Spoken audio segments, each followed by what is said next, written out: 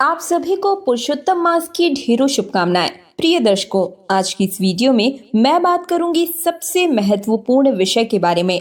आप सभी के काफी समय से प्रश्न आ रहे थे कि दीदी अधिक मास कब से कब तक लगेगा, कौन सा अधिक मास इस बार लगने वाला है, यानी कि आने वाला पुरुषोत्तम मास, अधिक मास या मल मास जिसे कहते हैं, वो कब से कब तक रहेगा और कौन से माह में रहने वाला है, कौन सा महीना है जो 2 बार आने वाला है और ये अधिक मास क्यों इतना महत्वपूर्ण है। इस मास में क्या हमें करना चाहिए और क्या नहीं करना चाहिए, शुभ मांगलिक कार्य करें या फिर नहीं करें। इसके साथ ही साथ क्या हम अधिक मास में व्रत इत्यादि कर सकते हैं, शुरू कर सकते हैं, या क्या अधिक मास में उद्यापन आदि किया जा सकता है या फिर नहीं।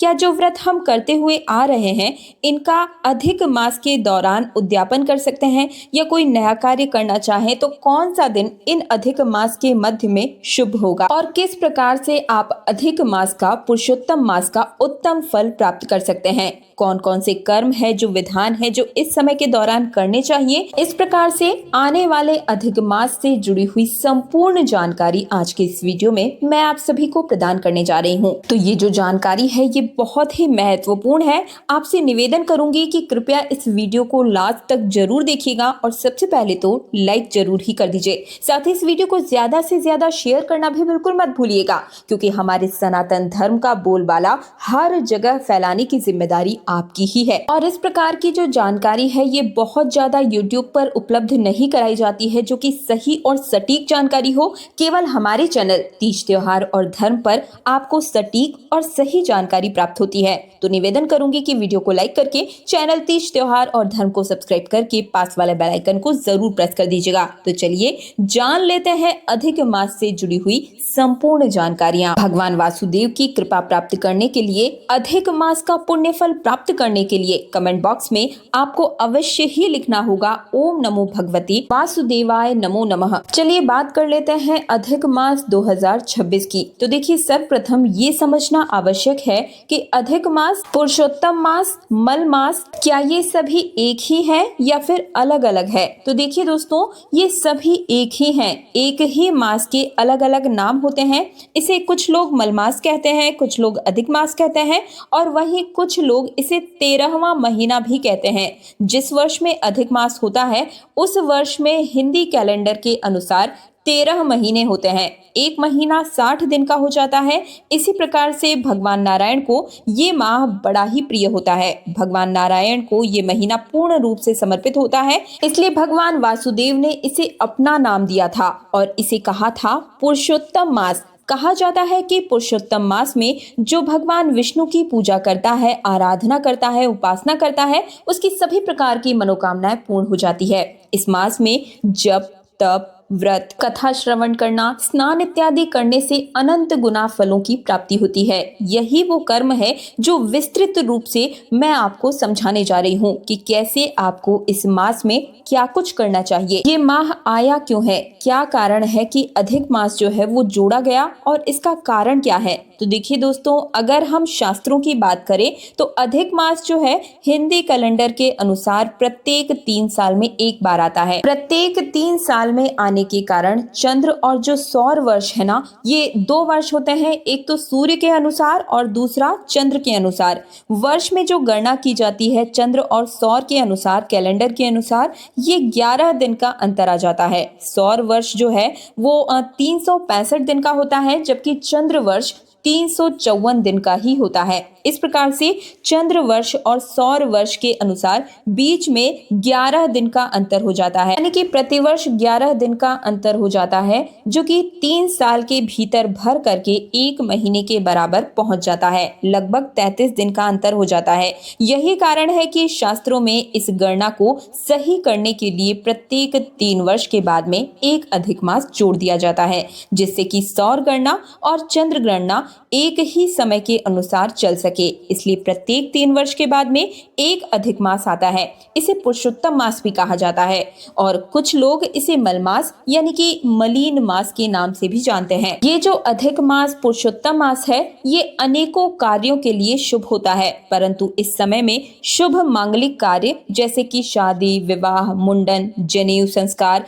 इत्यादि वर्जित होते हैं। किसी भी प्रकार के मांगलिक कार्य इस दौरान नहीं किए जाते हैं, लेकिन पुण्य प्राप्ति करने के लिए ये सबसे उत्तम समय कहलाता है। अपने पुण्यों को सुधारने का, अपने भाग्य को सुधारने का, अपने भाग्य को जागृत करने का ये सबसे उत्तम समय होता है। इसलिए इस समय को मनुष्य को अधिक से अधिक उत्तम कर्म करने चाहिए। क्या कर्म करने चाहिए मैं आपको बताती हूँ, लेकिन सबसे पहले ये जानना आवश्यक है कि इस वर्ष पुरुषोत्तम मास अधिक मास कब से कब तक रहेगा और कौन सा महीना है जो 2 बार आने वाला है। तो देखिए प्रिय दर्शकों, आने वाला जो संवत है वो रहेगा 2083 संवत, जिसका नाम है 2083। साल रहेगा 2026 और इसका नाम रहेगा रौद्र नामक संवत्सर अब आने वाला है। और ये जो संवत्सर है, देखिए वैसे तो पंचांग के अनुसार अलग अलग नामों से इस संवत्सर को जाना जाएगा। जैसे कि पूर्व भारत के पंचांग में कुछ अलग नाम से संवत्सर होंगे,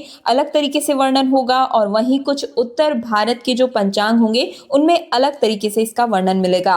परंतु आने वाला जो संवत्सर है इसका नाम रहेगा रौद्र संवत्सर। ये सभी पंचांगों में एक ही नाम से रहने वाला है। बड़ा ही महत्वपूर्ण संवत्सर है जो आने वाला है। ये 2083 रहेगा।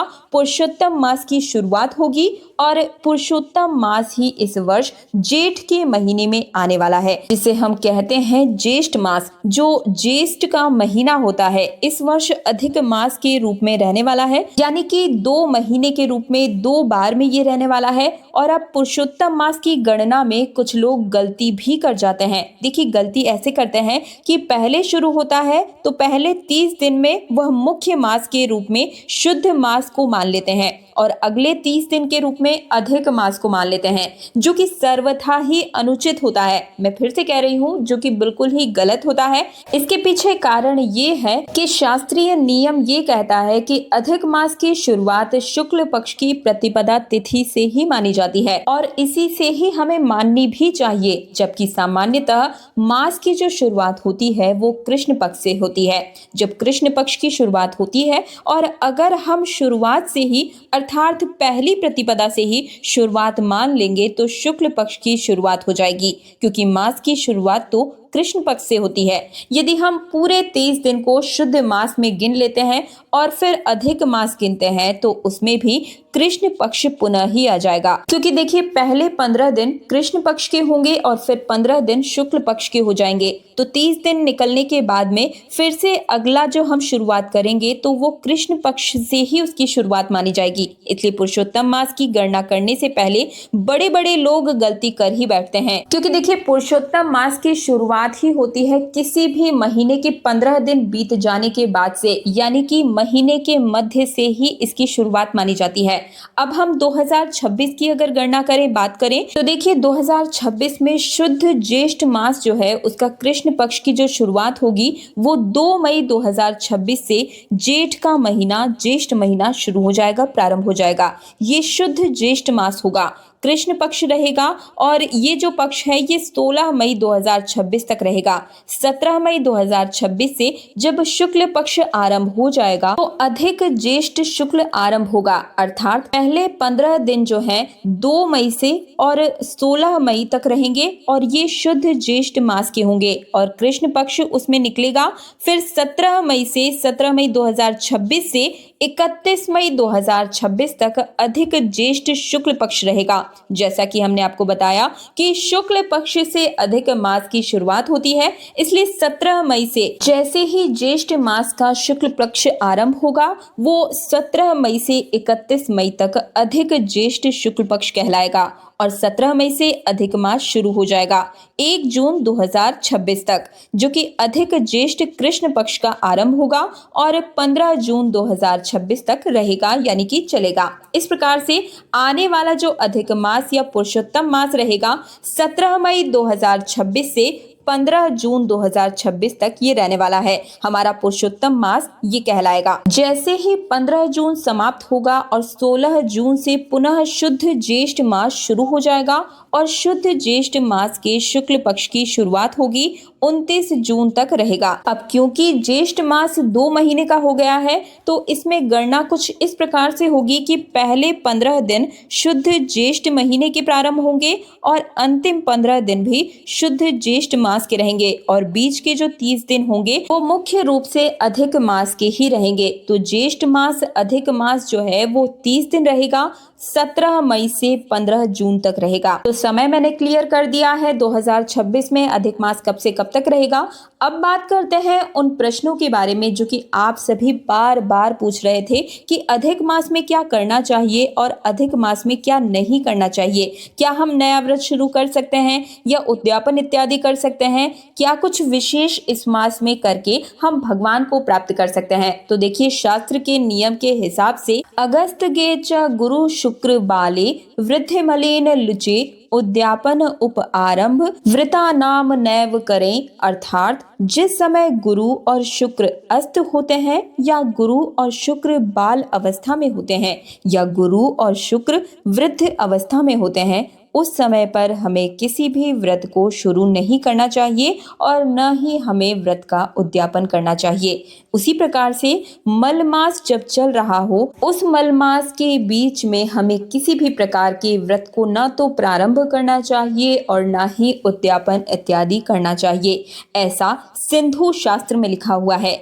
इस नियम के तहत मैं आपसे यही कहूंगी कि जो कि अधिक मास आने वाला है, इस बीच में आप कोई भी प्रकार का नया व्रत आरंभ न करें और इस व्रत की शुरुआत आपको अधिक मास में बिल्कुल भी नहीं करनी चाहिए और न ही उद्यापन इत्यादि करना चाहिए, ना कोई व्रत धारण करना चाहिए। चाहे एकादशी का व्रत हो, पूर्णिमा का व्रत हो या कोई साप्ताहिक व्रत आप आरंभ करना चाहते हैं तो शास्त्रों के अनुसार ये बिल्कुल ही अनुचित समय कहलाता है। इस दौरान शादी, विवाह, मुंडन संस्कार, जनेऊ संस्कार इत्यादि कोई भी नया कार्य या मांगलिक कार्य इस दौरान करने की मनाही की जाती है। अब बात कर लेते हैं कि अधिक मास में हमें क्या कुछ करना चाहिए, क्या कुछ करने से हमें क्या क्या विशेष रूप से फलों की प्राप्ति हो सकती है, ये जान लेते हैं। लेकिन एक बार फिर से निवेदन करूंगी कि वीडियो को लाइक करके कमेंट सेक्शन में ओम नमो भगवते वासुदेवाय नमो नमः जरूर ही लिखिएगा। साथ ही अभी तक चैनल को सब्सक्राइब नहीं किया है तो तीज त्योहार और धर्म चैनल को सब्सक्राइब करके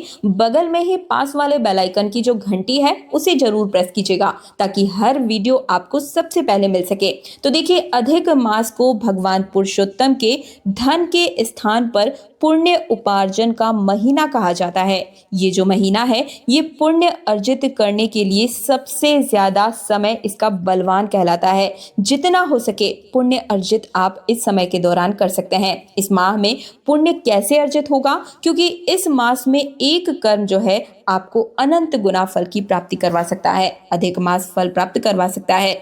इस मास में एक एक कर्म जो कुछ भी आप करेंगे उनका कई गुना फल प्राप्त होगा। सबसे बड़ा होता है जिसमें शुरुआत होनी चाहिए स्नान से। अधिक मास का जो स्नान होता है, जैसे कि कार्तिक स्नान होता है, उसी प्रकार से सूर्योदय से पहले इस महीने में आपको स्नान इत्यादि जरूर ही करना चाहिए और करना बड़ा सरल भी होता है क्योंकि गर्मी का महीना होता है। तो ज्येष्ठ के मास में अगर आप सुबह जल्दी उठकर स्नान इत्यादि कर लें, इसके बारे में अगर सोच भी रहे हैं तो जरूर ही कर लीजिएगा। स्नान इत्यादि से निवृत्त होकर भगवान विष्णु की पूजा, उपासना, आराधना कीजिए, आपको अनंत गुना फलों की प्राप्ति होगी। इसके अलावा इस महीने में आप तुलसी जी की पूजा का नियम जरूर ही लीजिएगा, बहुत ही पुण्य फलों की प्राप्ति होगी।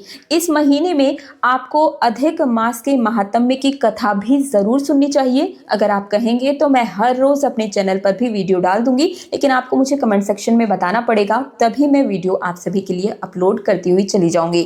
तो जरूर बताइएगा। और इस महीने में कोई भी एक भगवान की पूजा पाठ से जुड़ा हुआ नियम जरूर लीजिएगा। नियम जब आप लेते हैं तो भगवान के करीब जाने के जो रास्ते हैं वो और भी ज्यादा खुलते हुए चले जाते हैं। तो अधिक मास में ज्यादा से ज्यादा पुण्य फलों की प्राप्ति के लिए आप चाहे तो दान इत्यादि कर सकते हैं, प्याऊ बनवा सकते हैं, क्योंकि गर्मी का महीना रहता है, ज़्यादा से ज़्यादा आपको जो है जल का दान जिसे कहते हैं प्याऊ इत्यादि बनवाना चाहिए। जो रसीले फल होते हैं उनका दान इत्यादि आप कर सकते हैं, कई गुना फलों की आपको प्राप्ति होती है। तो ये थी अधिक मास से जुड़ी हुई संपूर्ण जानकारियां। 2026 में पूरे 3 वर्षों के बाद ये मास आपको मिलने जा रहा है, जब आप भगवान विष्णु, भगवान नारायण की पूजा उपासना करके कई गुना फलों की, अनंत गुना फलों की प्राप्ति कर सकते हैं। तो मुझे उम्मीद है कि मेरे द्वारा दी गई जानकारी से आप सभी को संतुष्टि मिली होगी। वीडियो पसंद आया है तो वीडियो को लाइक करके चैनल तीज त्योहार और धर्म को सब्सक्राइब करके पास वाला बेल आइकन को जरूर प्रेस कीजिएगा। साथ ही इस वीडियो को ज्यादा से ज्यादा अपने व्हाट्सएप पर, फेसबुक पर अपने हर एक हिंदू सनातनी भाई बहन के साथ शेयर करके मेरी मदद जरूर ही कीजिएगा। तो मैं दिव्या आप सभी से आज्ञा चाहूंगी। हरे रामा हरे कृष्णा।